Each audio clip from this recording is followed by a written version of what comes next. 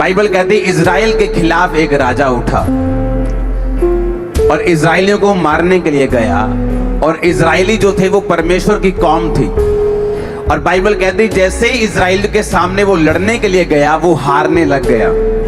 और जब वो हारने लग गया उस राजा ने क्या किया, अपना बड़ा बेटा लिया और कुर्बान कर दिया अपने देवता के सामने। और बाइबल कहती है इजराइल पर बड़ा ही प्रकोप हुआ और इजराइल हारने लगा। मुझे ये बात कभी समझ नहीं आई कि ऐसा कैसे हो सकता है कि एक शैतानी व्यक्ति शैतान को, क्योंकि जो शैतान था वो इंसान की बलि लेता है और कोई धरती पर इंसान की बलि नहीं लेता, लेकिन जैसे ही उसने इंसान की बलि ली और बाइबल कहती है कि वो इजराइल हारने लगा। क्यों इजराइल हारने लगा? अगर परमेश्वर इजराइल के साथ था तो शैतान का काम सफल कैसे हो सकता है? उसमें परमेश्वर हमें एक सीखने के लिए चीज बोल रहे हैं। आपका वैरी, आपका दुश्मन आपसे ज्यादा समर्पित अगर होकर चले, परमेश्वर के सामने उन्होंने एक भी कुर्बानी नहीं दी, लेकिन उनका जो वैरी था वो अपने बेटे की कुर्बानी दे गया। परमेश्वर इस बात से गुस्सा था इजराइल के ऊपर से कि तुम्हारे दुश्मन को कुर्बानी का, बोने का अर्थ मालूम है, लेकिन जो मेरी प्रजा है इनको कुर्बानी का, बोने का अर्थ मालूम नहीं है अभी तक। और बाइबल कहती वो हारने लगे और बड़ी सोच में पड़ गए कि अगर परमेश्वर हमारे साथ है तो शैतान हमारे ऊपर अटैक क्यों कर सकता है, वो हमारे ऊपर कब्जा कैसे कर सकता है, वो हमारे ऊपर सफल कैसे हो सकता है। जब मैं छुटकारे की आपसे बात करता हूं तो ये बात ध्यान में रखो कि छुटकारा सिर्फ परमेश्वर के ऊपर निर्भर नहीं करता। ये 50-50 की गेम है, जहां 50% आपका और 50% परमेश्वर का होगा। इसलिए बाइबल कहती, परमेश्वर ने कहा तुम परमेश्वर के, यीशु मसीह के सहकर्मी हो। तुम्हें नौकर नहीं बोला गया, उसने कहा तुम प्रभु यीशु मसीह के सहकर्मी हो, तुम उसके साथ मिलकर कार्य करते हो। जब मैं छुटकारे की बात करता हूं, चाहे वो आपके परिवार का छुटकारा हो, चाहे वो आपके फाइनेंस का छुटकारा हो, चाहे वो आपके शरीर का छुटकारा हो, चाहे वो आपकी स्पिरिचुअल लाइफ में शैतान से छुटकारा हो, ये सारे छुटकारे आप पर निर्भर नहीं करते, ना ही परमेश्वर पर निर्भर करते हैं। ये आप और परमेश्वर दोनों पर निर्भर करते हैं। कितने मेरी बात को समझ रहे हैं? इसलिए जब हम वचन में चलते हैं हमें मालूम होता है कि परमेश्वर आपको छुटकारा देना चाहता है, लेकिन मुझे परमेश्वर के वचन की शिक्षा को लेना होगा, मुझे छुटकारे की शिक्षा को लेना होगा, मुझे परमेश्वर को और शैतान की चीजों को समझना होगा, और उस रीति के साथ वो छुटकारा जो मैं अपने परिवार का चाहता हूं, अपने फाइनेंस का चाहता हूं, अपनी जिंदगी का चाहता हूं, मेरी जिंदगी में एंटर कर सकेगा। क्योंकि होता क्या है, जब विश्वासी परमेश्वर में आता है वो सारी चीजें परमेश्वर पर छोड़कर परमेश्वर की ओर देखता रहता है। और बाइबल कहती, परमेश्वर ने कहा मैंने तुम्हें सांपों और बिच्छुओं को रौंदने का और शत्रु की सारी सामर्थ्य पर अधिकार दिया है, किसी भी वस्तु से तुम्हें कुछ भी हानि नहीं होगी। हम परमेश्वर की ओर देख रहे हैं कि वो दुष्ट आत्मा को दूर करेगा, और परमेश्वर हमारी ओर देख रहा है कि तू कब समझेगा कि मैंने जो दुष्ट आत्मा के ऊपर अधिकार दिया है। हम परमेश्वर की ओर देख रहे हैं और परमेश्वर हमारी ओर देख रहे हैं। इसलिए जब आप ये छुटकारे का वचन सुनते हैं आपको मालूम होता है कब परमेश्वर की ओर देखना है और कब अपना काम करना है जो परमेश्वर ने मुझे अधिकार दिए हैं करने के लिए। हालेलुया।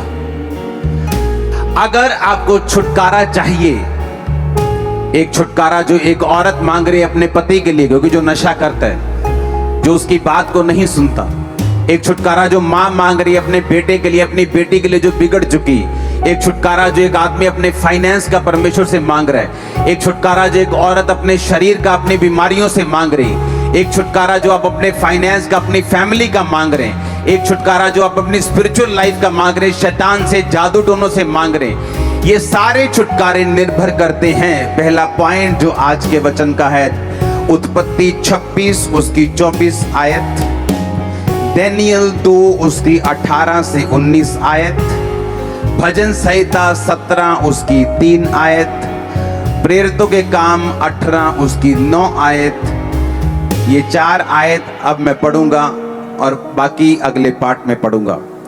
उत्पत्ति 26 उसकी 24 आयत लिखा, उसी दिन यहोवा ने रात को उसे दर्शन देकर कहा, मैं तेरे पिता अब्राहम का परमेश्वर हूं, मत डर, क्योंकि मैं तेरे साथ हूं और मैं अपने दास अब्राहम के कारण तुझे आशीष दूंगा और तेरा वंश बढ़ाऊंगा। सब बोलो आमीन। दानियल 2 उसकी 18 से 19 आयत, इस भेद के विषय में स्वर्ग के परमेश्वर की दया के लिए ये कहकर प्रार्थना करो। दानियल कहता है कि प्रार्थना करो कि बेबीलोन के और सब पंडितों के संग दानियल और उसके संगी भी नष्ट ना किए जाएं। 19 आयत में लिखा, तब वह भेद दानियल को रात के समय दर्शन के द्वारा प्रकट किया गया। इसहाक को परमेश्वर ने दर्शन दिया। बाइबल कहती है उसी दिन यहोवा ने रात को, उत्पत्ति 26 उसकी 24 आयत में लिखा। दानियल को भी बाइबल कहती है परमेश्वर ने जब दर्शन दिया तो परमेश्वर ने कहा रात को। भजन संहिता 17 उसकी 3 आयत, मैं इसे हिंदी और इंग्लिश दोनों में पढ़ूंगा। तूने मेरे हृदय को जांचा है, thou hast proved my heart, thou hast visited me in the night। English में लिखा, खुदा तूने मुझे रात को विजिट किया है। भजन संहिता में कंप्लीट हिंदी में नहीं लिखा, उसने हिंदी में लिखा रात में तूने मुझे देखा है, यहां देखा नहीं है, क्योंकि अगर इसको इब्रानी भाषा में हम असली भाषा में निकालें, जिस भाषा में बाइबल लिखी गई थी, उस वचन को हम समझेंगे, असली भाषा में उस वचन को पढ़ेंगे, जिसका मतलब है पकड़।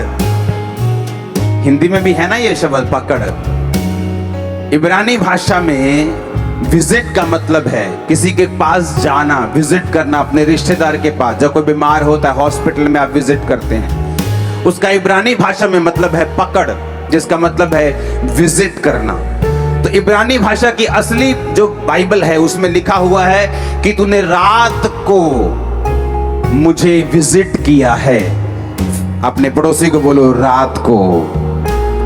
फिर प्रेरितों के काम 18 उसकी 9 आयत को मैं पढ़ूंगा, उसमें भी लिखा, प्रभु ने एक रात दर्शन के द्वारा पौलुस से कहा, मत डर वरन कहे जा और चुप ना रहे। सब बोलो आमीन।